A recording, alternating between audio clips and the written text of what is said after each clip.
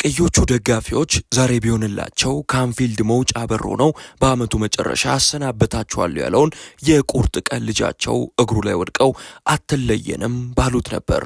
እሱ ማለት ለነሱ ሰማይ ላይ ከበዙት ኮከቦች መካከል ነጥሮ የሚታያቸው ደማቁ ልጃቸው፣ እሱ ማለት ለነሱ የጨለማ ጊዜ ፋኖሳቸው፣ ፈርዖኑ ማለት ለቀዮቹ በድካማቸው ጊዜ ተሸክሟቸው የሚወጣ አዳኛቸው ነው።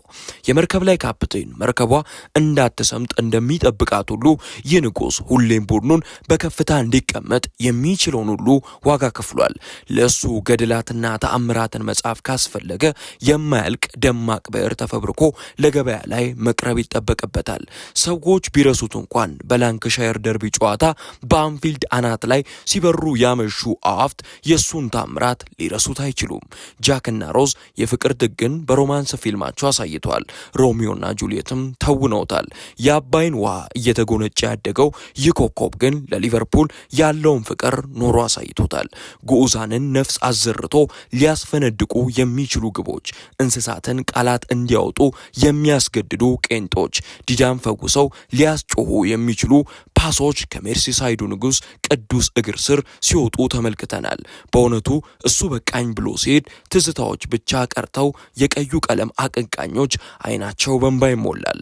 የአፍሪካው ኩራት ጨክኖ የአንፊልድ መውጫ በሮች ላይ ሲደርስ የፕሪሚየር ሊግ ወዳጆች ልብ በሐዘን ይዋጣል። በእውነቱ ለዚህ በቀይ ቀለም ውስጥ ፍቅርን፣ አንድነትንና ህብረትን በአንድ ላይ ለሚዘምር ደጋፊ ይቅርና ለሜርሲሳይድ ጎዳናዎችም ንጉሳቸውን መለየት ቀላል አይሆንም። ሊቨርፑሎች በአመት ማልቦላ ጊዜ ውስጥ ሁለት አይኖቻቸውን ሊያጡ ይገደዳሉ። ቀደም ብሎ ለክለቡ የመጨረሻ ደቂቃ ተአምራቶች ፈጣሪ የሆነውን ጆታን ልብ ሰባሪ በሆነ መልኩ፣ አሁን ደግሞ በቁም የምንጊዜም ውዱን ብርሃናቸውን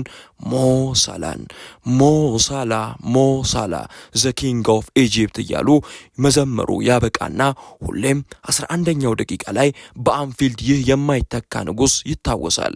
የሁሉም ነገር ማብቂያ ቢኖረውም የሳላና የሊቨርፑል ፍቅር ግን ልክ እንደ በዛብህና ሰብለ ወንጌል ፍቅር እስከ መቃብር ይመስል ነበር። እግር ኳስ ሁሌም የማብቂያ ደውሏን ጨክና በተጫዋቾች ላይ ስትደውል ደጋፊዎች እንባ ባይናቸው ይሞላል። የሊቨርፑል ደጋፊዎች ግን ለሱ ያላቸውን ስንብት በእንባ ብቻ ሳይሆን ተወርደው በማያልቁ ሙሾዎች፣ ተደልቀው በማያልቁ የደረት ድቂያዎች እና ታይቶ በማያቅ ትልቅ የስንብት ጥቁር ድንኳን የሚገልጹት ይመስላል። አዎ አብቅቷል። ከንግስናው ላይ መለስ ቀዩን መለያ አውልቆ በክብር በቤቱ ፍሬም ውስጥ ከቶ ይሰቅለዋል። እሱ ከአሁን ወዲህ ታሪክ እንጂ የታሪኩ አንድ አካል ሆኖ አብሮ አይጓዝም። You will never walk alone ሞሳላ You will never walk alone the Egyptian king